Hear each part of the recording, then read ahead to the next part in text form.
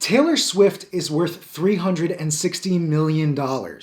Last year, she was the world's highest paid celebrity, making $185 million.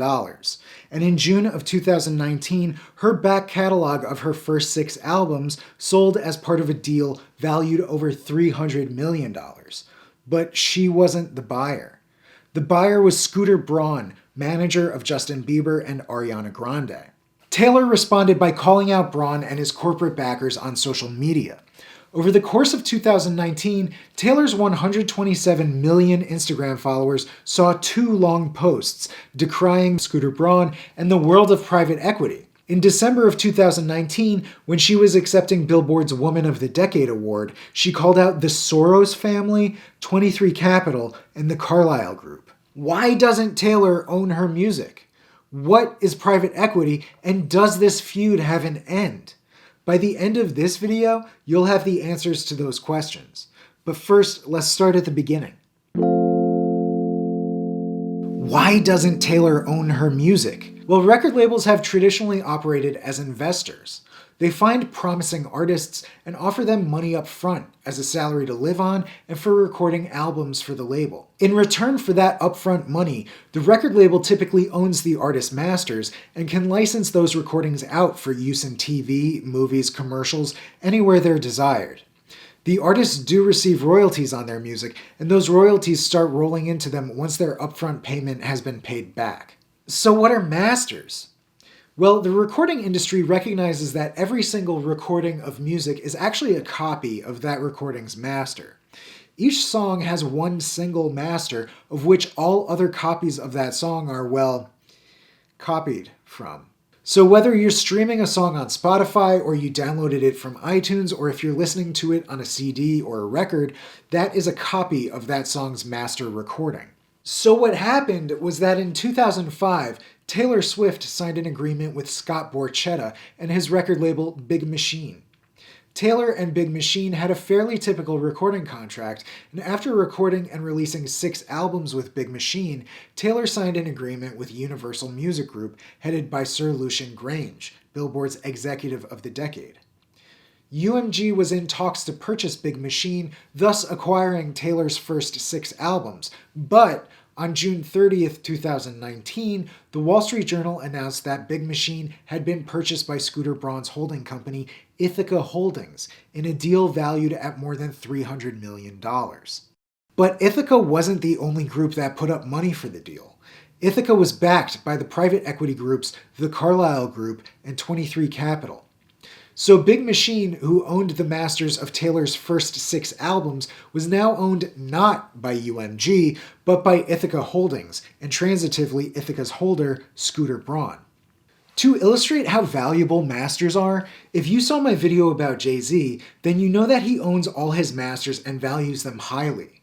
This has been crucial in his career and instrumental in him reaching status as the first billionaire rapper. His first record label was the one that he founded and ran, Rockefeller Records, which was eventually purchased by the Island Def Jam Music Group. Jay-Z founded Rockefeller specifically so he would be able to keep his masters. And I don't bring up Jay-Z's business acumen to make Taylor sound unsavvy, but it's been established industry standard for decades for recording labels to own masters. If you want to take a cynical eye to Taylor's predicament, you will also find that abusive practices in the recording industry are unfortunately far from new.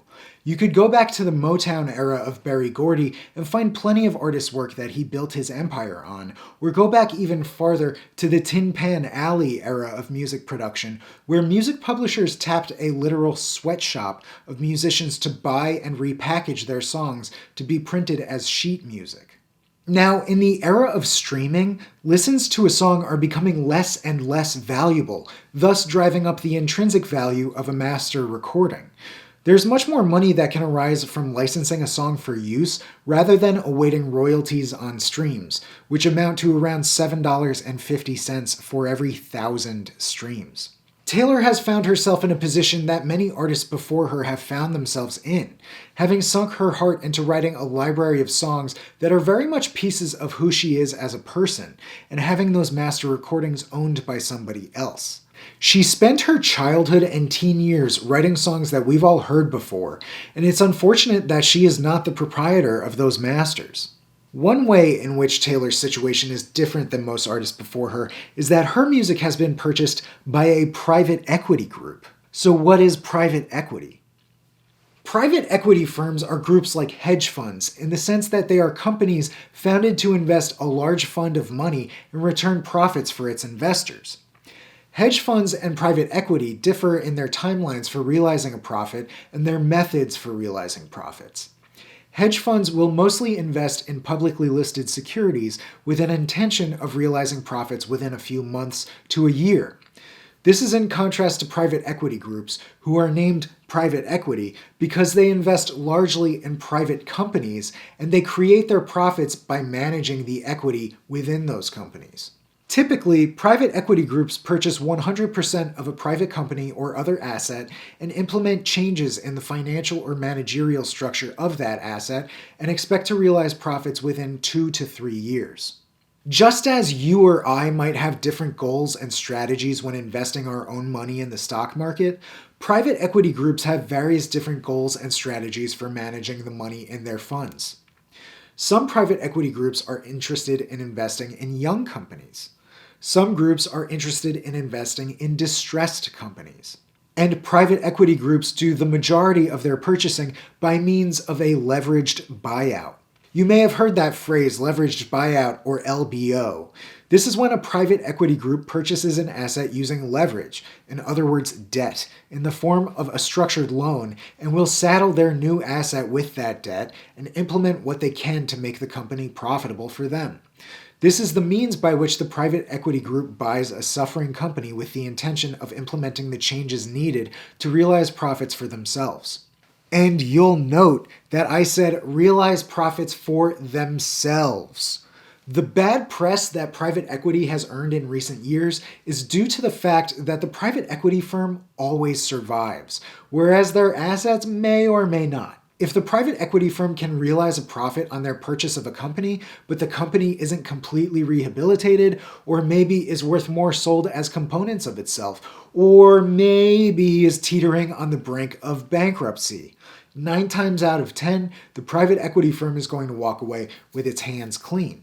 This results in the downfall of the asset. But does this feud have an end? When interviewed about Taylor Swift's private equity battle on Squawk Box, Eric Hirsch, vice chairman of private equity firm Hamilton Lane, brushed it off by saying, "I think this is an asset class that is just surrounded by constant noise." Apart from the involvement of private equity firms, another thing different about Taylor's situation than artists before her is the tremendous clout that she has. Like I said at the beginning of the video, she was the highest paid celebrity of 2019, period. She has an army of Swifties at her disposal, more than 100 million fans that she asked to actively voice their displeasure with Scooter Braun's ownership of her music. What resulted was death threats against Scooter, his wife, and their children. But unfortunately, I don't think any amount of displeasure will result in Scooter releasing ownership of Taylor Swift's back catalog. I think the only thing that will do that is money. In the deal for the acquisition of Big Machine, Ithaca Holdings was backed by the Carlyle Group and 23 Capital. The Carlyle Group is one of the largest private equity firms in the country, and 23 Capital is a private equity firm specifically focused on building a portfolio of entertainment assets with the goal of capitalizing on the popularity of streaming music, movies, and TV. For companies like Carlyle, with $201 billion of assets under management, the $300 million purchase of Big Machine is small potatoes. As stated in McKinsey's 2019 review of private markets, private investing is going mainstream and has undergone serious shifts in the last decade. As more private equity groups have arrived on the scene, the private equity market has doubled since 2007, but that has resulted in a more varied market landscape. As new groups have implemented their various strategies with equally as many different goals, the average private equity deal has shrunk in size and become less levered. This means a slightly more optimistic outlook for the companies being acquired as assets. And when analyzing this whole situation, I have to remind myself of what the end goal of the private equity market is. That is to raise value for their investors. But who are the investors of private equity groups? Increasingly, they are institutional investors such as pension funds, banks, and insurance companies, meaning that the beneficiaries of those groups become the ultimate benefactors of the private equity trend.